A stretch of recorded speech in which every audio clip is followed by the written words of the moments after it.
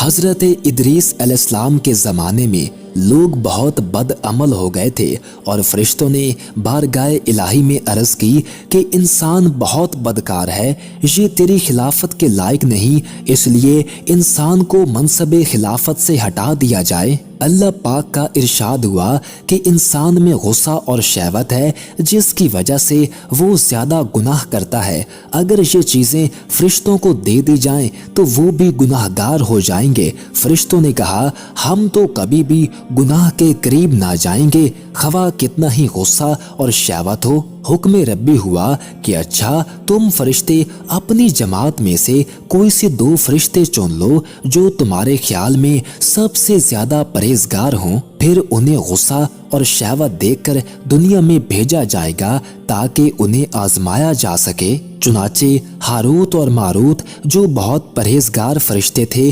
منتخب ہو گئے اور انہیں غصہ اور شہوت دیکھ کر شہر بابل میں اتار دیا گیا اور کہا گیا کہ تم دونوں قاضی بن کر لوگوں کے درمیان فیصلے کیا کرو اور شام کو اسم اعظم کے ذریعے واپس آسمان پر آ جایا کرو۔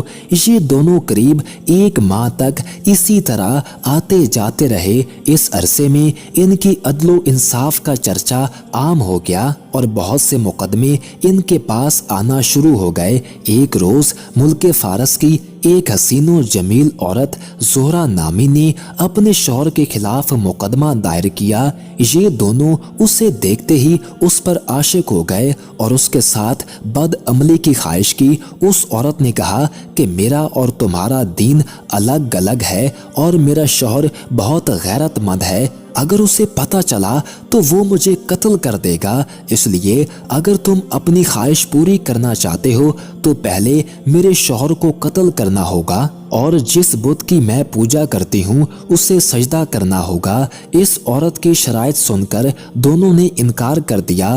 وہ عورت تو واپس چلی گئی لیکن ان دونوں کے دلوں میں عشق کی آگ بھڑکا گئی۔ کچھ روز تو ان فرشتوں نے برداشت کیا لیکن ایک روز مجبور ہو کر اس عورت کو ملاقات کے لیے پیغام بھجوا دیا۔ اس نے فوراً ان دونوں کو ملنے کے لیے بلوا لیا۔ جب یہ دونوں وہاں پہنچے تو وہ خوب بناؤ سنگار کر کے بیٹھی تھی۔ اس نے کہا کہ مجھے پتا چلا ہے کہ تم دونوں اسم اعظم جانتے ہو، تو اپنی خواہش کے حصول کے لیے یا تو مجھے اسم اعظم بتا دو یا پھر اس بت کو سجدہ کرو یا میرے شوہر کو قتل کرو یا پھر شراب پی لو۔ دونوں فرشتوں نے سوچا کہ اسم اعظم تو اسرار الہی ہے، اسے فاش نہیں کیا جا سکتا، اسی طرح بت کو سجدہ کرنا یا کسی کو قتل کرنا بھی کبیرہ گناہ ہے، اس لیے چلو شراب لاؤ، ہم شراب پی لیتے ہیں۔ جب وہ دونوں شراب پی کر مست ہو گئے تو اس عورت نے ان دونوں سے بت کو سجدہ بھی کروایا، اپنے شوہر کو قتل بھی کروا لیا اور اسم اعظم معلوم کر کے صورت بدل کر آسمان پر جا پہنچی اور حق کے تعالیٰ نے اس کی روح کو زہرہ ستارے سے متصل کر دیا۔ دوسری جانب جب ہاروت اور ماروت کو ہوش آیا تو وہ اسم اعظم بھول چکے تھے اور اپنے کیے پر نادم اور شرمندہ تھے۔ حق کے تعالیٰ نے فرشتوں سے فرمایا کہ انسان میری تجلی سے دور رہتا ہے، لیکن یہ دونوں تو ہر شام حاضر بارگاہ ہوتے تھے، پھر بھی شہوت سے مغلوب ہو کر گناہ کر بیٹھے، تو اگر انسان سے گناہ سرزد ہوتا ہے تو اس میں تعجب کی کیا بات ہے؟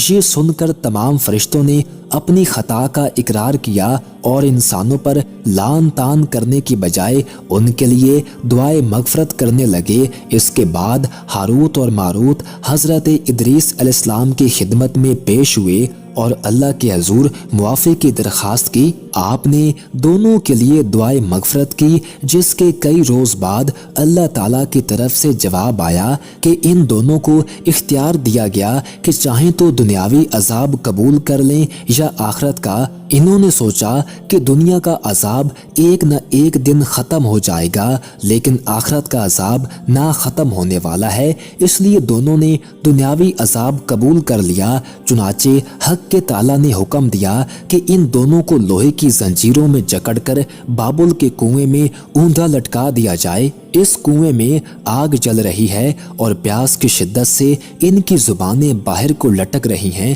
اور یہ عذاب ان پر قیامت تک یوں ہی شدید رہے گا اور آخر کار ان کو نجات ملے گی۔